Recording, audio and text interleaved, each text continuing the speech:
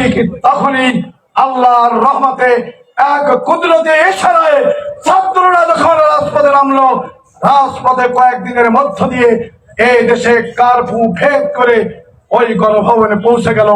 এই স্বৈরাচারী সরকার তার সামনেই দেখতে পেল ফিরআউন, নমরুদ, হারুন, কারুন, তাদের হামান কারুনের পরিণতি কি হয়েছিল, তার চেয়ে লজ্জাজনক পরিণতি শেখ হাসিনা অবলম্বন করে।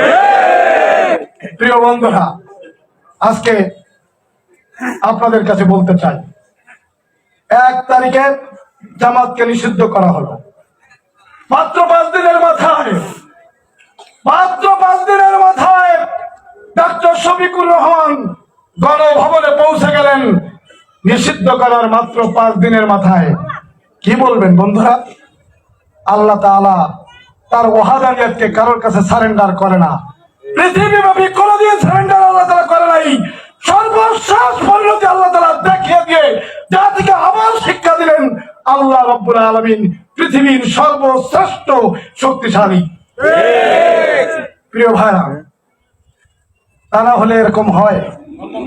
আজকে যখন প্রধান উপদেষ্টার কাছে জিজ্ঞাসা করে মূর্তি ভাঙ্গা হচ্ছে কেন, উনি বলেন শেখ হাসিনার কাছে জিজ্ঞাসা করুন।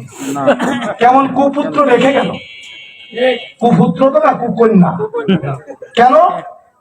আমি আমার বেঁচে থাকতে আমার মৃত্যু পিতার ছবির পরে যদি ছোট্ট ছোট্ট শিশুরা পেশাব করে আমার কারণে, তাহলে শেখ হাসিনা তুমি কেমন সন্তান, কুকন্যা একটু ভাবে দেখো।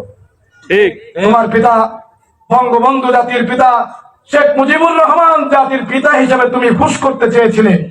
সেই জাতির পিতাকে এমন ভাবে মানুষকে মুখস্থ করাইছো, করতে করতে পুলিশ দিয়ে হাজার হাজার মানুষকে তুমি হত্যা করেছো। সেই সম্মানিত ব্যক্তিটাকে তুমি কোথায় রেখে গেলে, কি করে গেলে? আওয়ামী লীগ ভাইদের কাছে বলতে চাই, মাত্র 5 তারিখের আগে কি পরিমাণ লোককে হত্যা করেছে, কিভাবে হত্যা করেছে।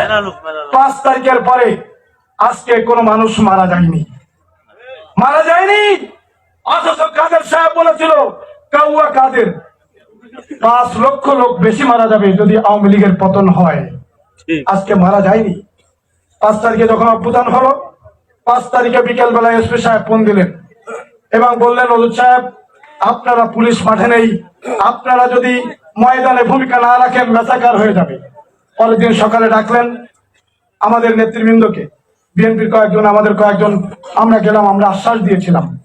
পরের দিন ডিসি সাহেব ডাকলেন, সেখানে ওই একই কথা, আশ্বাস দিয়েছিলাম পুলিশ নেই, মাঠে কোনো প্রশাসন নেই, আপনারাই ভূমিকা রাখবেন।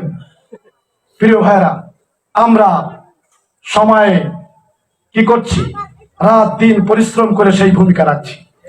আর হিন্দু ভাইরা আজকে বাংলাদেশে খুব শান্তিতে আছে। 3টি স্টেজ ছিল। একটা স্টেজ হচ্ছে ক্ষমতা অভ্যুত্থান হওয়ার আগে একেবারে যেভাবে হোক লাইট অফ করে দিয়ে, ইন্টারনেট অফ করে দিয়ে মানুষ মেরে আন্দোলনকে দমানো। সেটা যখন ব্যর্থ হলো, দ্বিতীয় স্টেজ ছিল বিপ্লবের পরে প্রতি বিপ্লব। 5 জন বিচারপতিকে দিয়ে, বিচারপতিদের বসিয়ে এই তত্ত্বাবধায়ক সরকারকে মানে অবৈধ ঘোষণা দিয়ে একটা কু করার, সেটাও গেল। তৃতীয় যেটা, সেটা হিন্দু ভাইদের দিয়ে মানববন্ধন করিয়ে সারা পৃথিবীতে ছড়ানো যে তারা কি করছে, তাদের পরে অত্যাচার চলছে, ঘের বাড়ি দখল চলছে, আগুন দিয়ে পুড়িয়ে দেওয়া হচ্ছে। আর সেটাও মনে হয় কালকে শেষ হয়ে গিয়েছে। আলহামদুলিল্লাহ, আলহামদুলিল্লাহ, আলহামদুলিল্লাহ। প্রিয় ভাইরা, এর কৃতিত্ব কার? শুকরিয়া জানাবো কার?